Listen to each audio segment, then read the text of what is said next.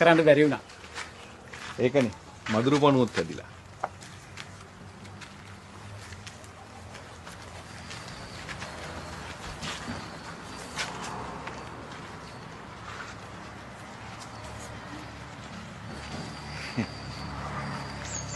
ඒ නඩු නම් දාන්න එපා. නඩු දාන්න. ඉන්ද්‍රාණි මේ මහත්තයාගේ නම ලියා ගන්න. එපා. නම ලියන්න එපා. අනේ ඇයිටි නම ලියාගන්නේ? මහත්තුරු වගේ මිනිස්සු මේ ලෝකේ හරි අඩුයි මහත්තයෝ. ලියාගන්න ලොකු අකුරේ. නම හෙලි කිරීමට අකමැති දානපති. ඉස්රායිල් ලියා ගන්න රුපියල් 10000යි කියලා. එනම් මහත්තයෝ ආයිබෝන් මහත්තයා ඩෙන්ගු බලන්න නෙවෙයි දාවේ.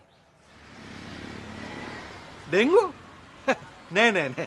අපි මේ තරුණ සමිතියෙන් අපි අලුත් අවුරුදු උත්සවයට සල්ලි එකතු කරා. එන්න ඕනේ.